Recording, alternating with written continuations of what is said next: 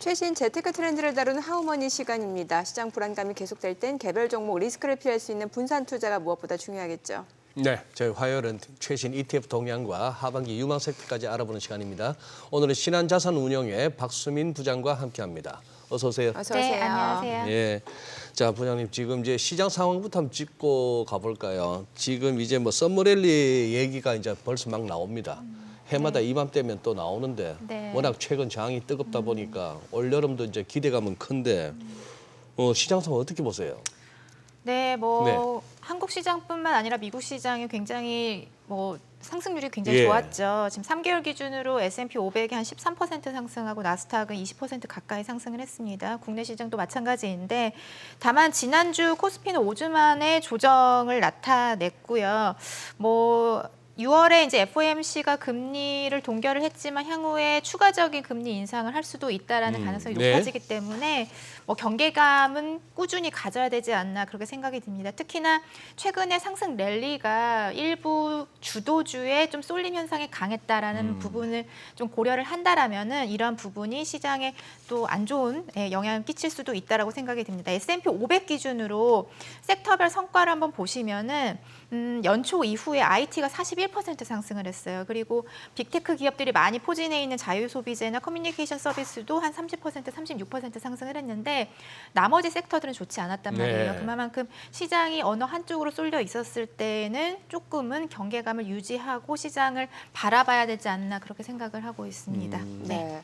또 최근 증시 상승세 원동력이죠. 기술주라든지 네. 그중에서도 이제 AI 반도체였다고 해도 과언이 아닐 것 같은데 네. ETF 시장에도 좀 영향이 있을 것 같은데 네. 수익률 순위 어떤가요? 네, 최근 1개월 성과 한번 보시면은 10개 상품 화면에서 확인을 하실 수도 좀 이따 나오고 있네요. 네. 보시면 아시겠지만 반도체가 굉장히 상승 랠리를 펼치고 있습니다. 반도체 소부장 기업에 집중적으로 투자하는 ETF가 지난 1개월간 25% 상승을 했고요.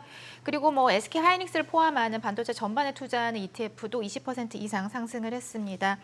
6위에는 이제 미국 팡플러스라는 ETF가 1개월간 성과가 22% 나타났는데 미국의 빅테크 위주의 상승 랠리를 펼치고 있죠. 이 ETF는 팡으로 대표되는 빅테크 기업과 또 10개 기업에 투자를 하는데 애플이라든지 테슬라라든지 마이크로소프트, 메타, 아마존 이런 10개 기업에 투자하는 ETF인데 최근 1개월간 22% 상승을 했습니다. 그 외에는 한국이라든지 미국이라든지 다양한 글로벌 반도체 기업들이 굉장히 상승 랠리를 펼치면서 좋은 ETF에도 좋은 영향을 미친 것으로 지금 파악이 되고 있습니다. 네. 참 절묘해요. 네. 첫 장에 나왔던 1위 SOL이 신한이죠. 네, 맞습니다. 저번에도 말씀하셨다시피 신한이 나오면 또 솔이 많이 언급되는 그러니까 네, 우연 같지 않은 우연. 네.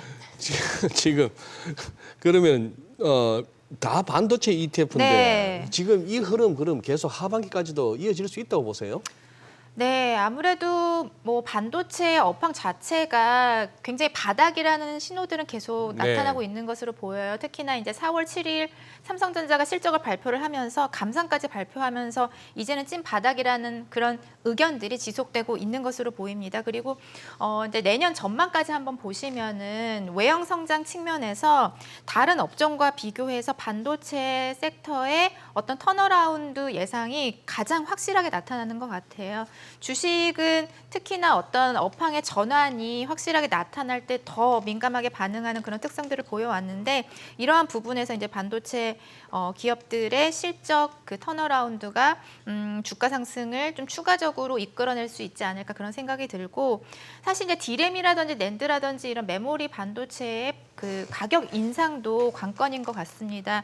최근 이제 3분기 중에 그 판가 인상을 논의하고 있다라는 기사들도 많이 보셨을 수 있을 것 같은데 3분기까지는 그래도 낸드라든지 디램의 가격이 계속 마이너스를 나타낼 것으로 지금 예상이 되고 있어요. 다만 4분기에는 상승 반전할 수 있다라는 의견이 있는 만큼 2024년 예상 평균 단가도 한번 보시면 디램은 2024년에 한 35%의 상승 반전할 것으로 보이고 낸드 같은 경우도 22% 상승 반전을 할 것으로 전망이 되고 있기 때문에 지금 반도체의 주가가 어떤 바닥을 찍고 완전히 상승 추세로 전환하기보다는 조금은 이러한 뉴스 플로우를 확인해가는 그런 울퉁불퉁한 길을 계속 지날 것 같습니다.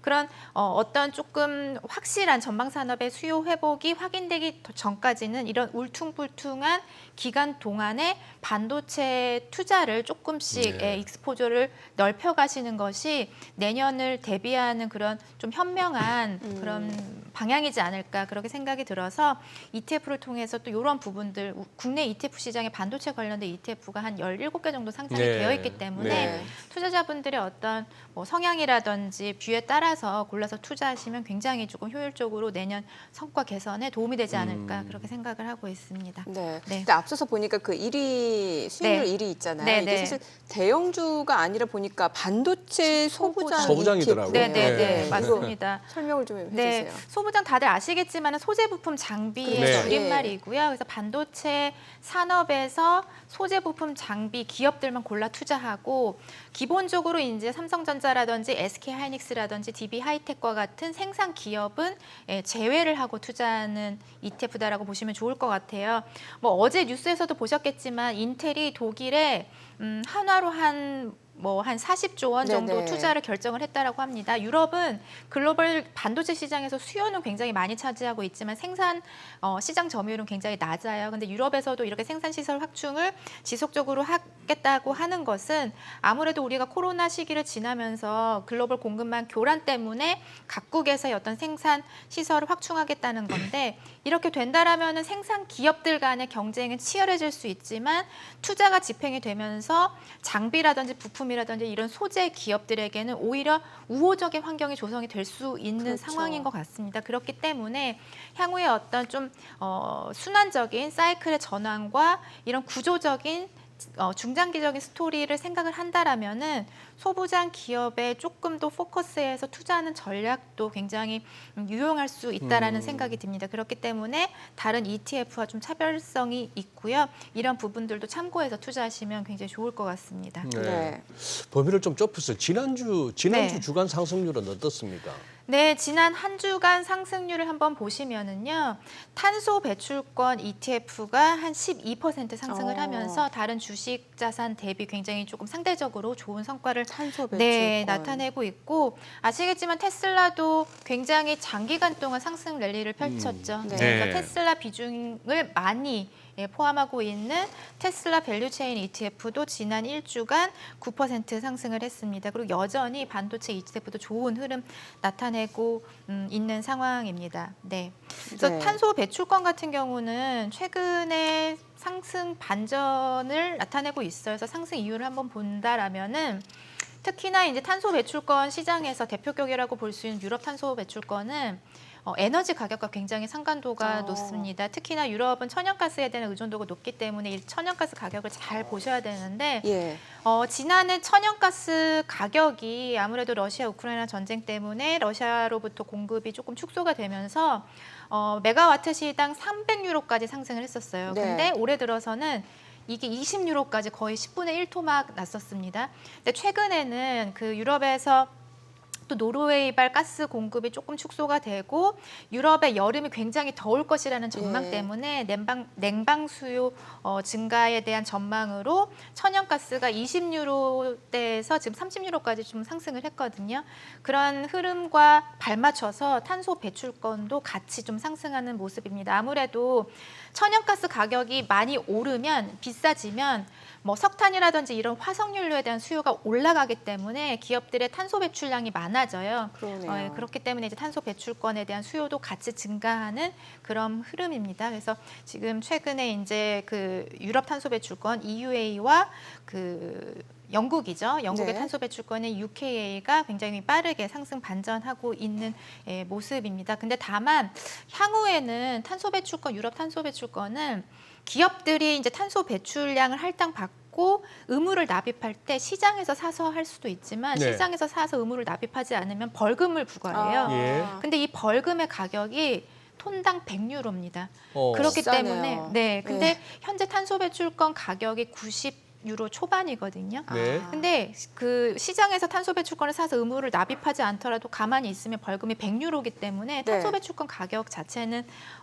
암묵적으로 한 100유로 정도의 그 천장 가격이 있다라고 보시면 될 것 같아요. 그래서 지금 이제 상승을 많이 하면서 100유로까지 많이 올라가 있는 상황이기 때문에 또 이러한 시장 상황에 대응할 만한 또 ETF가 필요한 상황입니다. 그래서 네. 오늘 탄소 배출권 인버스 인버스. ETF가 오늘 주식시장에 상장이 됐고요. 그래서 저희가 이제 그 탄소 배출권 국내 ETF 시장의 탄소 배출권 한 배짜리 ETF가 2021년 9월에 상장이 됐거든요. 네네네. 그때 이후로 시장의 흐름을 봤더니 가격이 어떤 박스권을 형성을 하면서 굉장히 이렇게 왔다 갔다 움직이는 거예요. 예, 예. 그래서 이러한 자산에 있어서는 좀 단기적인 트레이딩 수요가 분명히 존재할 것이고 그런 수단을 ETF로서 제공이 돼야겠다라는 생각을 운용사들이 하고 있는 것 같습니다. 그래서 이제 가격이 떨어질 때 ETF 가격은 상승할 수 있는 인버스 ETF가 오늘 주식시장에 상장이 됐기 때문에 이런 부분도 좀 참고하셔서 탄소 배출권 가격 흐름에 좀 적절하게 투자하시면 좋지 않을까 그렇게 생각을 하고 있습니다.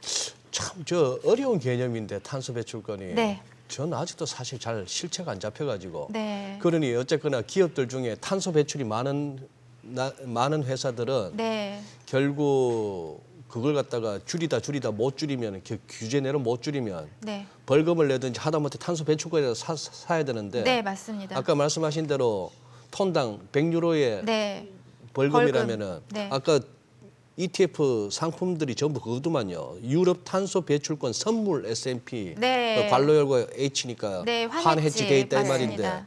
그 탄소 배출권의 선물 가격에 대해서 샀다 팔았다를 하면서 ETF를 구성한 것 같은데 네, 맞습니다. 그 가격 그러면 흐름이. 천장은 100유로로 그냥 딱 정해져 있네요. 근데 이제 그 꼭 그렇지도 않나요? 정책이라는 게 지속적으로 변화되는 부분이죠. 이 100유로도 과거의 100유로에 멈춰 있었던 것이 아니라 지속적으로 물가 상승률이라든지 경제 상황에 따라서 네. 계속 상향 조정하면서 정책을 좀 타이트하게 가져가는 흐름을 지속해 왔어요. 그래서 네. 향후에 이제 아무래도 에너지 가격이 조금 많이 떨어지고 물가 상승에 대한 우려가 낮아져 있는 상황이기 때문에 다시 한번 기후 변화 어떤 정책에 대해서 유럽을 중심으로 다시 한번 좀 강화가 될 수 있는 여지가 충분히 오래 있다라고 생각이 듭니다. 그렇게 된다라면은 이 페널티 가격 자체도 상향 조정될 수 있는 룸은 여전히 있다라고 생각이 들기 때문에 이런 부분은 정책적으로 지속적으로 모니터링하면서 투자 전략에 참고하셔야 될 것 같습니다. 그래서 저희도 이런 부분들은 계속 소통하도록 하겠습니다. 예. 네. 어찌됐건 오늘 상장된 게 이제 탄소 배출권 네. 인버스 ETF 이거 좀 알려주세요. 네. 그래서 이제 유럽 탄소 배출권 시장이 유럽과 영국 그리고 미국이 대표적으로 네. 있는데 그 안에서 유럽이 가장 먼저 2005년에 시장 개설이 됐고 가장 시장 규모가 큰 시장입니다. 그렇기 때문에 이쪽에 관련된 금융 상품이 굉장히 많이 나와 있는 상황이고요. 다만 ETF를 통해서는 정방향 투자밖에 되지 않았는데 한국에서 유일하게 전 세계적으로 유일하게 인버스 ETF가 상장이 된 거예요. 미국 시장에서도 지금 아직까지도 유럽 탄소 배출권 인버스 ETF는 나와 있지 않기 때문에 또 한국 시장에 전 세계 유일무이하게 인버스 ETF가 상장이 됐다라는 것은 좀 의미가 있다라고 생각이 들고요. 네. 이런 부분에 뭐 최근에 이제 주식 시장도 많은 상승을 했지만 여러 가지 또 고려해야 될 상황이 많은 상황인 만큼 또 대체 자산에도 조금씩 우리 포트폴리오 안에서 조금 작은 부분이라도 이런 부분을 통해서 추가적인 또 알파를 낼 수 있는 그런 기회를 포착할 수 있는 그런 상품이 되지 않을까 생각하고 있습니다. 진짜 청출어람이라고 ETF라는 저 금융 상품을 갖다가 우리나라에서 만든 건 아니고 바깥에서 도입해서 왔는데 네, 맞습니다. 미국에서 처음 정말 했죠. 잘 만들어요 보면. 상품을요. 네, 예. 다양하게 잘 나오고 있습니다. 그러니까. 예. 네. 오늘 또 내용 잘 들었습니다. 네. 고맙습니다. 네. 감사합니다. 고맙습니다.